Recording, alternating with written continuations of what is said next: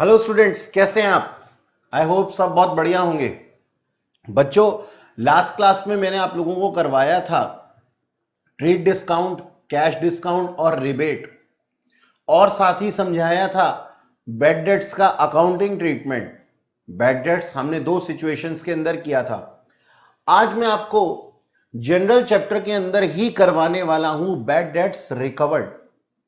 तो bad debt recover क्या है? जो हमारे बैड डेट हो चुके थे, यानी कि पैसे डूब चुके थे, आज किसी कारण से वो पैसे रिकवर हो गए हैं। यानी कि हुआ कुछ यूं है, हुआ कुछ इस तरीके से है कि उस आदमी को जिसने कि पैसे हमारे ले लिए थे, डुबो दिए थे, उसको कुछ शर्म आ गई है और उसने क्या किया है, पैसे हमारे कमा करके या किसी और तरीके से वापस करने की सोची है, और ऐसा उसने कर भी दिया है।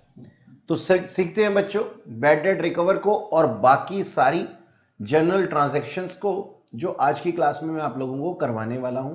चलिए स्टार्ट करते हैं आज की क्लास। देखो बच्चों, आप अपना टॉपिक सबसे पहले लिख लीजिए, bad debts recovered.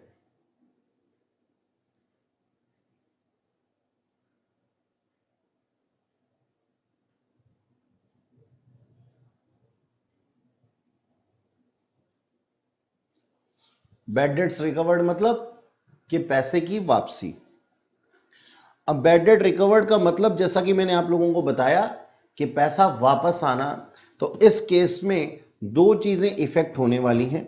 Number one, तो इफेक्ट होने वाला है हमारा कैश, और नंबर टू, हमारा इफेक्ट होने वाला है बैड डेट्स रिकवर्ड। ठीक है जी। अब सोच करके देखो कि कैश क्या है हमारा। कैश हमारा एसेट है। एसेट के ऊपर रियल अकाउंट के रूल चलते हैं, और रियल अकाउंट का कौन सा रूल इसमें चलेगा? डेबिट वर्ड कम्स इन, क्योंकि कैश आया है।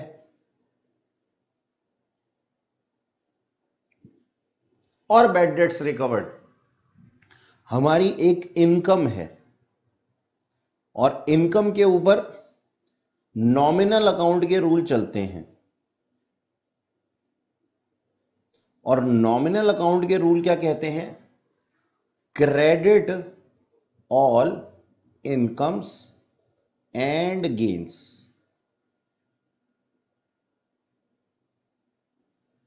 ठीक, कि सारी इनकम्स और गेन्स को क्या कर दो आप?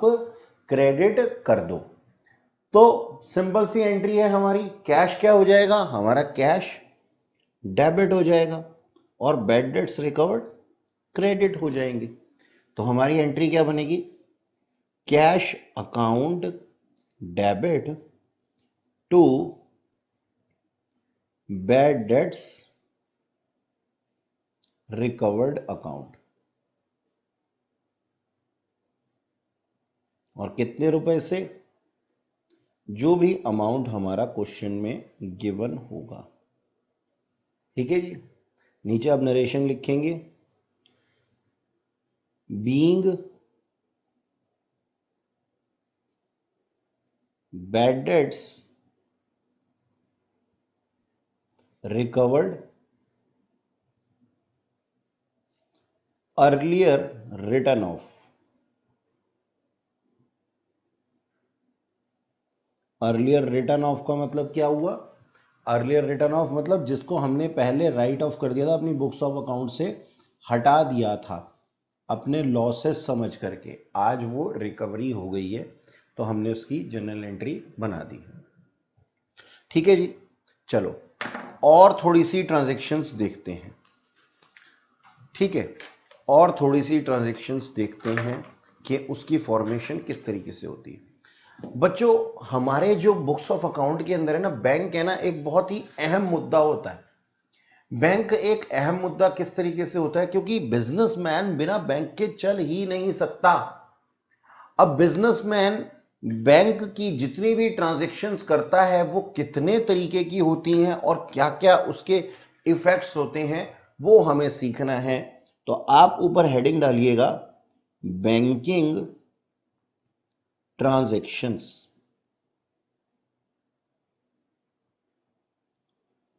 ठीक है, इसमें सबसे पहला जो है वो है cash deposited in bank. Cash deposited in bank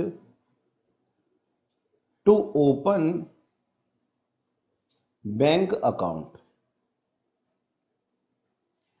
अब आप जब बैंक में जाते हैं तो क्या होता है, बैंक में आप जाते हैं तो होगा ये कि वो आपसे कुछ पैसे लेंगे और आपका बैंक अकाउंट ओपन कर देंगे, यानी कि कुछ इनिशियल अमाउंट हमारे को चाहिए ही होता है कि हम अपने बैंक में पैसा कुछ रखें। ठीक है, तो अब देखो क्या चीजें इफेक्ट होंगी हमारी। एक पार्टी हमारी इफेक्ट होगी बैंक, ठीक है, और दूसरी पार्टी हमारी इफेक्ट होगी क्या, कैश। अच्छा, बैंक क्या है, याद है मैंने आप लोगों को बताया था कि बैंक एक आर्टिफिशियल पर्सन है। ठीक है, आर्टिफिशियल पर्सन। आर्टिफिशियल पर्सन के ऊपर पर्सनल अकाउंट के रूल चलते हैं, है ना। हाँ सर, और पर्सनल अकाउंट के रूल क्या कहते हैं, debit the receiver and credit the giver, है ना। Debit the receiver and credit the giver. लेकिन यहां पे बैंक को क्या हो रहा है, रिसीव हो रहा है। आप पैसा डिपॉजिट कर रहे हैं तो बैंक रिसीव कर रहा है, और बैंक रिसीव कर रहा है तो बैंक क्या हो गया, रिसीवर। तो बैंक तो हो जाएगा क्या, डेबिट। और कैश क्या है, कैश सर हमारा एसेट है, और एसेट क्या होता है, रियल अकाउंट में जाता है। रियल अकाउंट के रूल क्या कहते हैं, debit word comes in and credit word goes out. अब कैश जा रहा है ना, तो हम क्या लिख देते हैं यहां पे, क्रेडिट वर्ड गोज आउट। ठीक, तो कैश जाकर के बैंक में डिपॉजिट हो गया, तो हमारी जर्नल एंट्री क्या बनेगी, सिंपल है sir, bank account debit to cash account. ठीक है, और आप नरेशन में क्या लिखेंगे, being cash deposited in bank. ठीक है बच्चों, चलिए अब अगली चीज करते हैं। इसका उलट अगर हम करते हैं, यानी कि कैश को हम विड्रॉ कर लेते हैं, पैसा हमने बैंक से निकाल लिया। ठीक है, तो चलो फिर देखते हैं कि क्या इफेक्ट होगा। तो आप सेकंड लिखिएगा, कैश विड्रॉ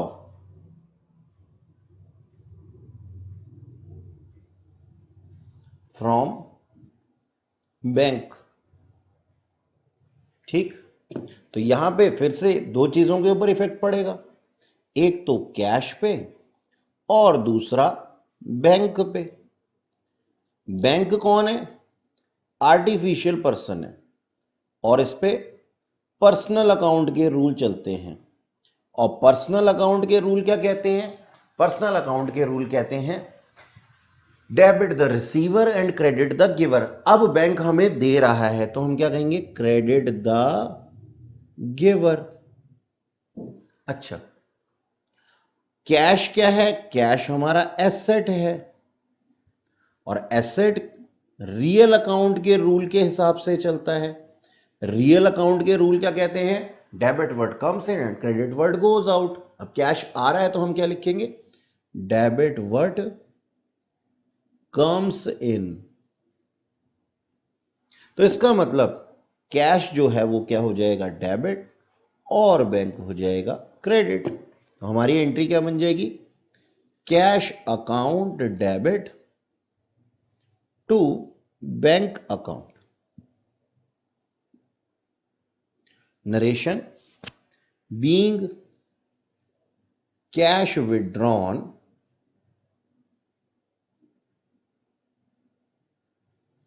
फ्रॉम बैंक। अच्छा जी, तो ये तो थी हमारी जर्नल एंट्रीज, कैश जमा कराने पे और निकालने पे। नेक्स्ट जो है बच्चों वो है कैश विड्रॉन, कैश विड्रॉन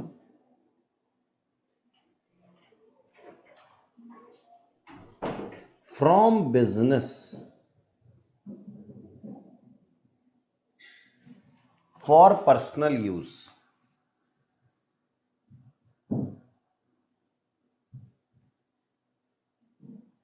ठीक है, यानी कि यहां पे क्या था, यहां पे कुछ इस तरीके से था कि मिस्टर एक्स थे, ठीक है, मिस्टर एक्स ने अपने बिजनेस को कुछ कैपिटल दी थी और अब उस कैपिटल में से ये क्या कर रहे हैं, कुछ कैपिटल वापस ले रहे हैं, यानी कि विड्रॉ कर रहे हैं, कैश विड्रॉ कर रहे हैं। अब इस विड्रॉवल को हम क्या नाम देते हैं, सिचुएशन को हम नाम देते हैं जी ड्राइंग्स, ड्राइंग्स, है ना। तो इसका मतलब ड्राइंग्स का इफेक्ट क्या होता है, ड्राइंग्स का इफेक्ट होता है कि हमारी कैपिटल रिड्यूस हो जाती है। ठीक, तो यहां पे दो चीजें जो इफेक्ट करेंगी वो क्या करेंगी, नंबर वन ड्राइंग्स और नंबर टू कैश। ठीक, अब देखो क्या इफेक्ट पड़ेगा बच्चों, ड्राइंग्स जो है वो पर्सन से रिलेटेड है, प्रोपराइटर की है ना ये ड्राइंग्स, तो यानी कि उसने, प्रोपराइटर ने ही, ओनर ने ही तो डिसइन्वेस्टमेंट कर लिया है, कुछ पैसा निकाल लिया बिजनेस से। तो ये जो ड्राइंग्स हैं ये पर्सन ने की हैं और पर्सन के ऊपर पर्सनल अकाउंट के रूल्स चलते हैं। ठीक है, पर्सनल अकाउंट के रूल चलते हैं और पर्सनल अकाउंट के रूल क्या कहते हैं, debit the receiver and credit the giver, debit the receiver and credit the giver. तो यहां तो पर्सन को पैसा मिल रहा है, ठीक है, और बिजनेस के पॉइंट ऑफ व्यू से उसकी ड्राइंग्स हो रही हैं, यानी कि रिसीवर का अकाउंट जो है वो डेबिट होने वाला है। ठीक है, यानी कि प्रोपराइटर के अकाउंट के अंदर हम ड्राइंग्स को क्या करने वाले हैं, डेबिट कर देने वाले।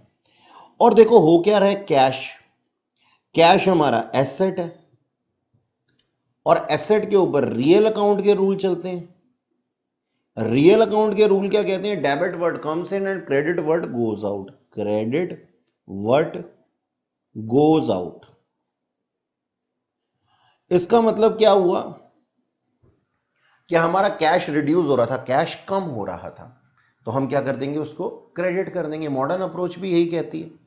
ठीक है, तो इसका मतलब ड्राइंग्स जो हैं वो डेबिट होने वाले हैं और कैश जो है वो क्रेडिट होने वाला है। तो हमारी एंट्री क्या बन जाएगी, drawings account debit to cash account, और नरेशन में बीइंग ड्राइंग्स इन कैश, क्योंकि ड्राइंग्स बेटा इन काइंड भी होती हैं। अमाउंट जो भी लिखा होगा वो हम यहां लिख देंगे। ठीक है, अच्छा जी, आगे पढ़ते हैं। पेमेंट, अगला पॉइंट हम लिखते हैं, payment by cheque to a creditor. Next आप लोग लिखिएगा, payment to creditors by way of cheque. Sorry, अब आप लोगों को ये क्लियरली दिखाई दे रहा होगा। तो पेमेंट हमने की और वो की बाय वे ऑफ चेक, यानी कि हमने किसी क्रेडिटर को पैसा दिया और दिया किसके थ्रू? चेक के थ्रू दिया। एक बात बताओ, इस चेक का क्या मतलब है? चेक कहां चलेगा? सर बैंक में चलेगा, ठीक है ना। और क्रेडिटर जो है वो क्रेडिटर हमारी एक लाइबिलिटी भी थी, ठीक है। क्रेडिटर हमारी क्या थी?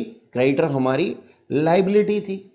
अब क्रेडिटर का कोई नाम भी होता है ना, क्रेडिटर का नाम होता है। और क्रेडिटर क्या है? एक नॉर्मल ह्यूमन बीइंग है, यानी कि एक पर्सन है, ठीक। तो अब देखो, जो दो पार्टीज इफेक्ट होंगी वो क्या होंगी? एक तो होगा क्या? क्रेडिटर्स, और दूसरा बैंक, ठीक। यही दो पार्टीज इफेक्ट होने वाली है।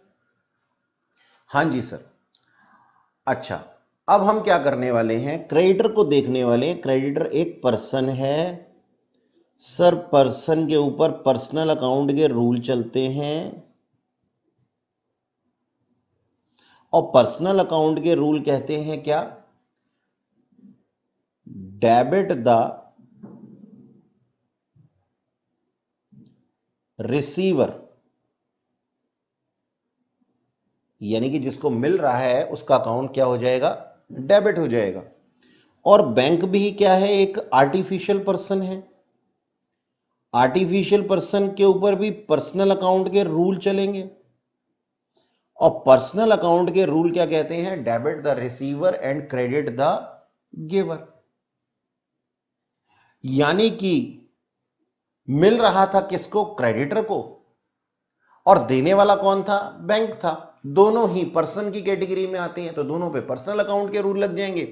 तो जिसको मिल रहा है उसका अकाउंट डेबिट, और जिसको जो दे रहा है उसका अकाउंट क्रेडिट। तो हमारी एंट्री क्या हो जाएगी?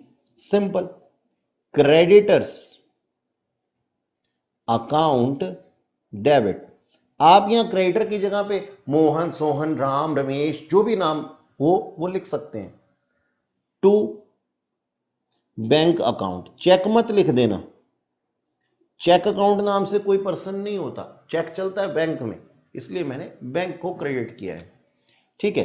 अमाउंट जो भी होगा वो लिख दूंगा, ठीक है।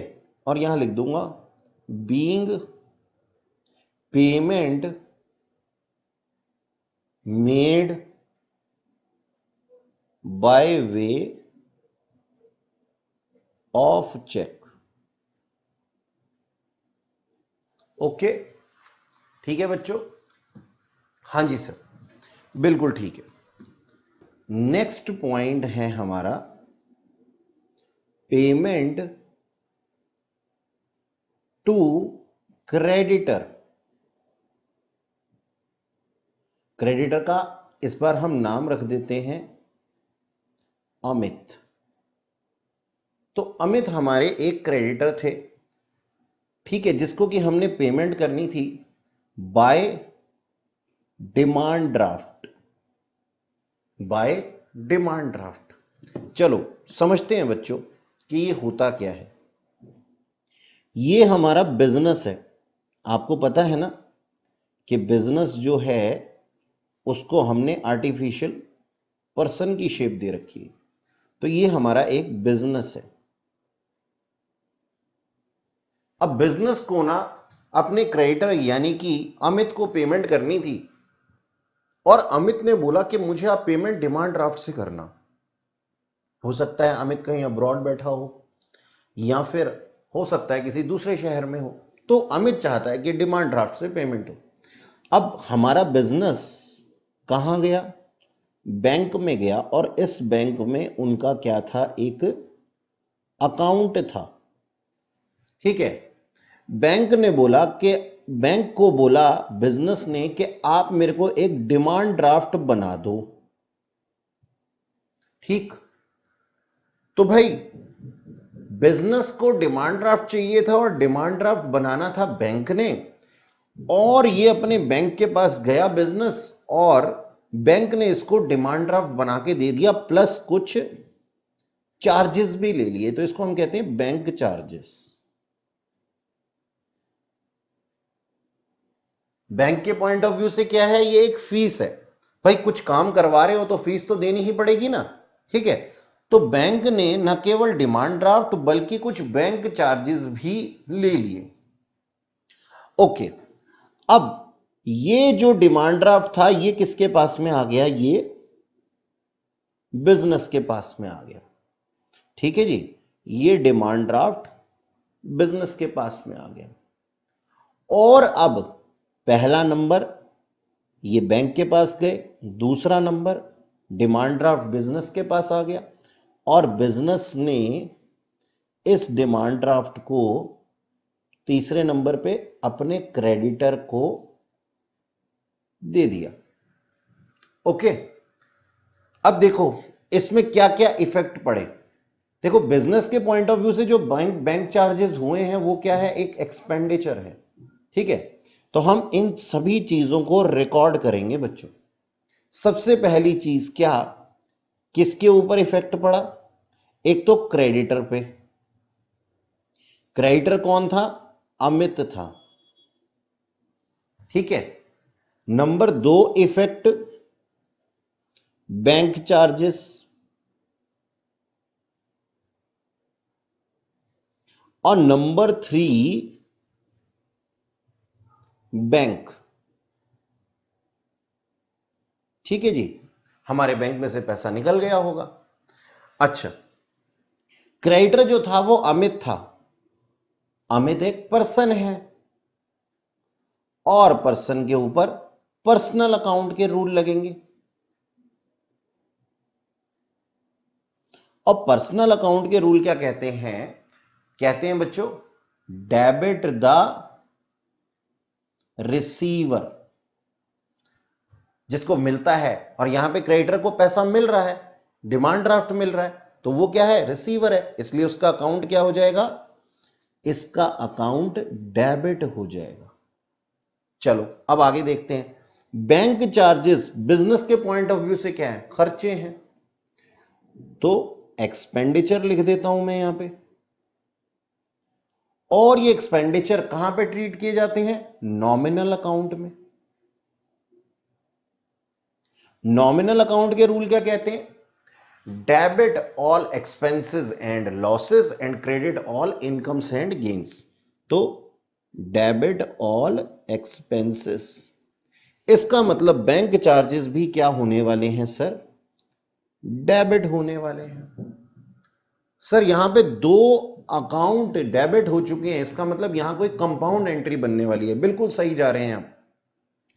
अच्छा, बैंक क्या था, एक आर्टिफिशियल पर्सन था, और आर्टिफिशियल पर्सन पे पर्सनल अकाउंट के रूल चलते हैं, है ना। और पर्सनल अकाउंट के रूल क्या कहते हैं, debit the receiver credit the giver. और बैंक क्या था, देने वाला था, तो हम क्या कहते हैं, क्रेडिट द गिवर। इसका मतलब बैंक जो है वो क्रेडिट होने वाला है। तो देखो बड़ी सिंपल सी सिचुएशन की, बड़ी ही सिंपल सी हमारी जनरल एंट्रीज हैं। तो हम 2 चीजें लिख देंगे, क्या, Amit debit bank charges account debit to bank account to bank, ठीक है। और जो भी अमाउंट होंगे वो हम डेबिट और क्रेडिट में लिख देंगे, और नीचे नरेशन लिख देंगे अपनी, क्या, being payment to creditors to creditor by demand draft bank charges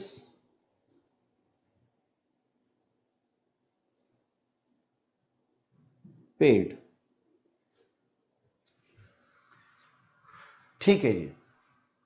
तो ये थी हमारी पूरी की पूरी सिचुएशन। आई होप आप लोगों को ये क्लियर हो गई होगी, ठीक है।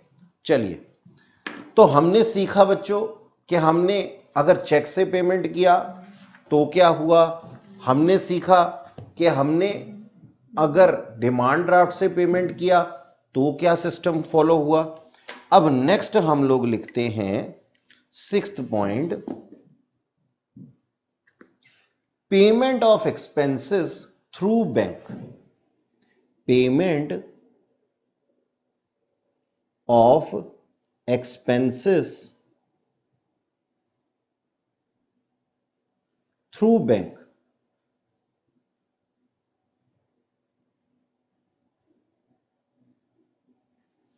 ठीक है, हम ना बैंक को क्या कहते हैं, हम बैंक को ऐसा कह देते हैं, जैसे कभी कभी क्या होता है आप लोगों के ना कुछ इंश्योरेंस चार्जेस होते हैं, कभी कभी कुछ रेंट होता है, तो बैंक आप लोगों के बिहाफ पे बहुत से काम करता है। तो बैंक को हमने क्या बोला, हमने बोला आप हर महीने का हमारी बिजनेस का जितना भी रेंट है, दुकान का जितना भी किराया है, वो आप अपने आप पे कर दिया करो। ठीक है जी, इसके लिए हमने उसको अथॉरिटी दे रखी है। ठीक, तो यहां पे कितनी चीजों के ऊपर मैंने क्या एग्जांपल लिया, रेंट का। ठीक है, मैं मान लेता हूं कि मेरा एक्सपेंस जो है वो क्या है, रेंट है। ठीक, तो दो चीजों के ऊपर इफेक्ट पड़ने वाला है, एक तो रेंट और दूसरा बैंक। अब सोच करके देखो बेटा, रेंट जो है वो एक एक्सपेंडिचर है, एक्सपेंडिचर नॉमिनल अकाउंट में ट्रीट किए जाते हैं, और नॉमिनल अकाउंट के रूल क्या कहते हैं, debit all expenses and losses and credit all incomes and gains. लेकिन ये तो एक्सपेंस था, इसका मतलब ये डेबिट हो जाएगा। और बैंक क्या है, बैंक पर्सन है, और इस पे पर्सनल अकाउंट के रूल चलेंगे। और पर्सनल अकाउंट के रूल क्या कहते हैं, पर्सनल अकाउंट के रूल कहते हैं debit the receiver and credit the giver. और यहां पे बैंक जो है बिजनेस के बिहाफ पे रेंट पे कर रहा था, तो वो क्या हो जाएगा, गिवर। तो हमारी सिंपल सी एंट्री बन जाएगी, क्या एंट्री बन जाएगी, rent account debit to bank, जितना भी अमाउंट होगा। और नरेशन आप लिख देंगे, being rent paid by bank. Okay, चलिए आगे देखते हैं। अगला है हमारे पास में चार्जेस पेड टू और चार्ज बाय बैंक। ठीक है, हमारे बैंक ने हमारे ऊपर कोई चार्जेस लगा दिए। ठीक है, हमारा एक बैंक था। ठीक है, bank charges paid by bank. देखो जी, समझना पहले सिचुएशन को।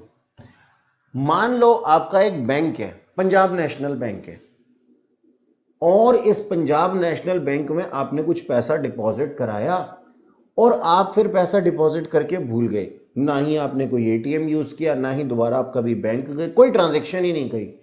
तो बैंक ने क्या कर देना है, अब आपके ऊपर नो ट्रांजैक्शन चार्जेस लगा देने हैं। ऐसे चार्जेस भी होते हैं सर, हाँ। अगर आप बैंक में पैसा सिर्फ डिपॉजिट कर देते हैं और ये फिक्स डिपॉजिट नहीं है, ठीक है जी, ये क्या है, रेकरिंग डिपॉजिट है। अब ये फिक्स्ड और रेकरिंग डिपॉजिट क्या होते हैं, मान लीजिए आपके सेविंग अकाउंट के अंदर एक पैसा पड़ा हुआ है, ठीक है, या फिर आपके करंट अकाउंट के अंदर कोई पैसा पड़ा हुआ है। ये डिफरेंट डिफरेंट टाइप के अकाउंट्स होते हैं बैंक के अंदर। तो आपका बैंक में सिर्फ पैसा पड़ा हुआ है जिसको कि आप कभी भी निकाल सकते थे, और आपने कई सालों तक कुछ ट्रांजैक्शन ही नहीं की, तो बैंक आपसे कुछ नॉमिनल चार्जेस ले लेता है। ये एक एग्जांपल दे रहा हूं आप लोगों को, that is known as bank charges. और बैंक आपसे पैसे घर नहीं मांगने आता, वो आपके अकाउंट से ही डिडक्ट कर लेता है, वो आपके अकाउंट से ही, बैंक अकाउंट से ही डिडक्ट कर लेता है, यानी कि वो उसके कुछ चार्जेस हैं या आपके ऊपर पेनल्टी लगाई गई। अब आपके पॉइंट ऑफ व्यू से ये क्या था, आपके पॉइंट ऑफ व्यू से ये एक्सपेंडिचर था। यानी कि बिजनेस के पॉइंट ऑफ व्यू से एक एक्सपेंडिचर था, उसका तो लॉस हो गया, पैसे लग गए उसके। और लेने वाला कौन था? लेने वाला था जी हमारे पास में बैंक। और देने वाला कौन था? देने वाला भी खुद बैंक ही था। यानी कि बैंक ने हमारे अकाउंट से चुपके से कुछ पैसे निकाल लिए। ओके, तो हमारे बिहाफ पे पेमेंट भी किसने करी? खुद बैंक ने। और लिया भी किसने? खुद बैंक ने। ठीक है, लेकिन अब हमारे पॉइंट ऑफ व्यू से तो ये क्या है? एक खर्चा है। तो हम कहां कहां पे इफेक्ट डालेंगे इसके? एक तो बैंक चार्जेस, एक इफेक्ट तो आ जाएगा बच्चों बैंक चार्जेस के नाम से, और दूसरा इफेक्ट आ जाएगा बैंक पे। बैंक चार्जेस क्या हैं? बैंक चार्जेस हमारे एक्सपेंडिचर है, नॉमिनल अकाउंट में आते हैं। और नॉमिनल अकाउंट के रूल क्या कहते हैं? Debit all expenses and credit all incomes. लेकिन यहां पे कुछ इनकम तो हुई नहीं है, बल्कि एक्सपेंसेस हुए। बैंक एक आर्टिफिशियल पर्सन है, आर्टिफिशियल पर्सन पर्सनल अकाउंट में आता है। और पर्सनल अकाउंट के रूल क्या कहते हैं? Debit the receiver, credit the giver. Credit the giver. भाई अब सोचने वाली बात है, लेने वाला भी बैंक था और देने वाला भी बैंक ही है, यानी कि उसने हमारे बैंक अकाउंट से निकाल लिए। लेकिन हमारा बैंक अकाउंट है, बैंक अकाउंट के पॉइंट ऑफ व्यू से हम सोचेंगे, ठीक है जी, तो हम क्या बोलेंगे? एक तरफ तो हमारा एक्सपेंडिचर हो गया और दूसरी तरफ से हमारा बैंक अकाउंट रिड्यूस हो गया। ठीक है, तो यहां पे क्या था? Credit the giver. ठीक, तो हम डेबिट करेंगे बैंक चार्जेस को और बैंक को क्या कर देंगे? क्रेडिट। ओके, अब यहां पे ना आप बैंक की जगह पे बैंक अकाउंट लिख सकते हैं। ठीक, तो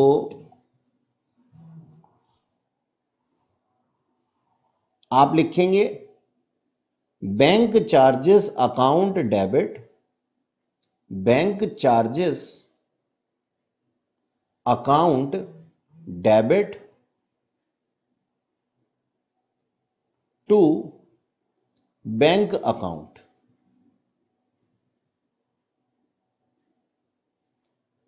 और उसके बाद में नरेशन लिख देंगे, बीइंग बैंक चार्जेस पेड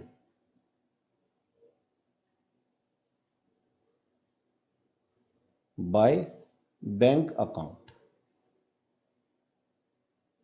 यानी कि हमने जो चार्जेस पे किए हैं वो बैंक अकाउंट से पे किए हैं।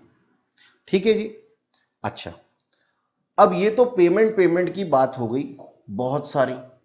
ठीक है, और पेमेंट की बात के बाद में हम अब रिसीव करने की बात कुछ करेंगे। ये देखिए, तो नेक्स्ट हेडिंग आप लिखिएगा, ये हमारा 8th पॉइंट है, रिसीव्ड चेक फ्रॉम डेटर्स। ठीक है जी, हमने चेक रिसीव कर लिया अपने डेटर्स से। ओके, तो अब इस केस में क्या होगा? इस केस में देखो दो चीजें इफेक्ट करेंगी। डेटर का एक नाम रख देते हैं, हम नाम रख देते हैं रवि। ठीक है, अब देखो हमने क्या चेक रिसीव किया, और हम ये मान के काम कर रहे हैं कि चेक को जो हम डिपॉजिट कर रहे हैं ना, वो सेम डे में कर रहे हैं। And deposit it in bank on same day. ठीक उसी दिन, जिस दिन हमारे को मिला उसी दिन हमने क्या कर दिया? इसको डिपॉजिट कर दिया। तो इससे क्या फर्क पड़ेगा? एक तो फर्क पड़ेगा क्या मेरे बैंक पे, और दूसरा फर्क पड़ेगा डेटर पे, यानी कि रवि पे। ओके, चलो जी, अब देखते हैं किस पे क्या फर्क पड़ेगा। बैंक क्या है? आर्टिफिशियल पर्सन है, और आर्टिफिशियल पर्सन पे पर्सनल अकाउंट के रूल चलते हैं। और पर्सनल अकाउंट के रूल क्या कहते हैं? Debit the receiver and credit the giver. Debit the receiver, bank को रिसीव हो रहा है चेक, इसलिए बैंक क्या हो गया? रिसीवर हो गया। डेटर भी कौन था? पर्सन था। पर्सन पे भी पर्सनल अकाउंट के रूल फॉलो होते हैं। और पर्सनल अकाउंट के रूल क्या कहते हैं? वही जो ऊपर लिखा था, debit the receiver, credit the giver. तो हमारी एंट्री क्या बन जाएगी? बैंक डेबिट टू, अब डेटर का नाम है ना रवि, बीइंग अमाउंट, या फिर चेक भी लिख सकते हैं, चेक रिसीव्ड फ्रॉम रवि। और रवि कौन है? हमारा डेटर है।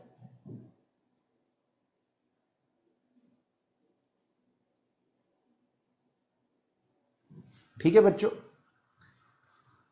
ठीक है सर। अब कभी कभी क्या होता है बच्चों, ये सिचुएशन आप लोगों को समझ में आ गई? बैंक और डेटर दोनों इसके ऊपर इफेक्ट होने वाले हैं। चलिए अब आगे चलते हैं।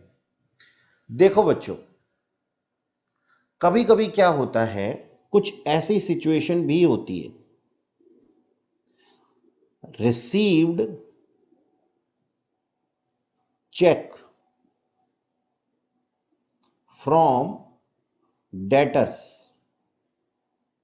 मान लो रवि से हमने कोई चेक रिसीव किया था, रवि से हमने क्या किया था? कोई चेक रिसीव किया था।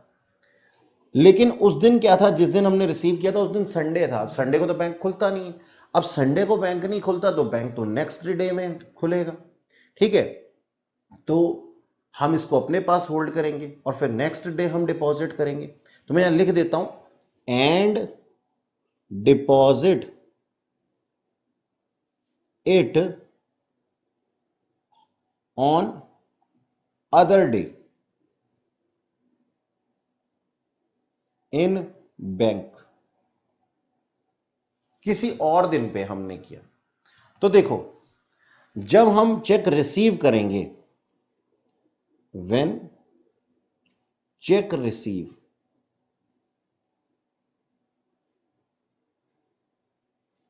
फ्रॉम रवि,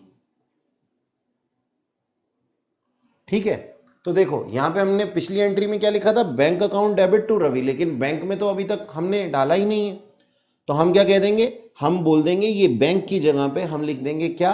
रवि से पैसा, रवि से चेक मिला तो है, रवि गिवर तो है ही है, ठीक है, लेकिन चेक अभी हमने डिपॉजिट नहीं किया, तो चेक हमारे कहां है? हाथ में है। तो हम कौन सा अकाउंट ओपन कर देंगे? Cheque in hand. तो बस यहां पे बैंक अकाउंट डेबिट की जगह, बैंक डेबिट की जगह क्या आ जाएगा? Cheque in hand. Cheque in hand account debit to Ravi. ठीक, ये अमाउंट, और हम इसकी नरेशन लिख देंगे, being cheque received from Ravi is still in hand. ठीक है। जब हम डिपॉजिट कर देंगे तब हम इसकी एंट्री बनाएंगे एक और। ये तो अभी हमने रिसीव किया था, तो ये एक सिचुएशन थी। अब ये दूसरी सिचुएशन है, when check deposited in bank.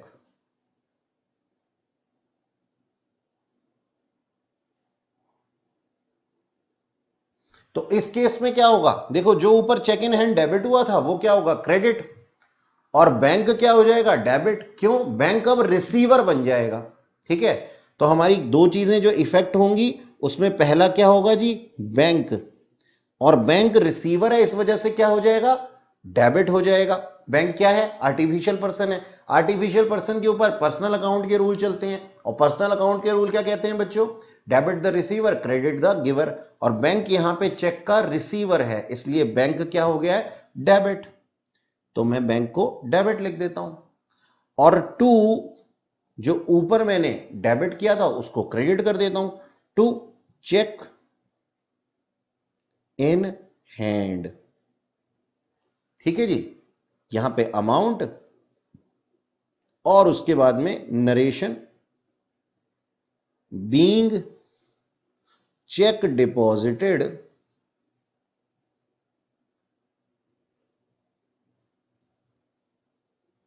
In bank. Simple. तो बच्चों आज के लिए इतना ही। नेक्स्ट क्लास में हम और जनरल एंट्रीज करेंगे।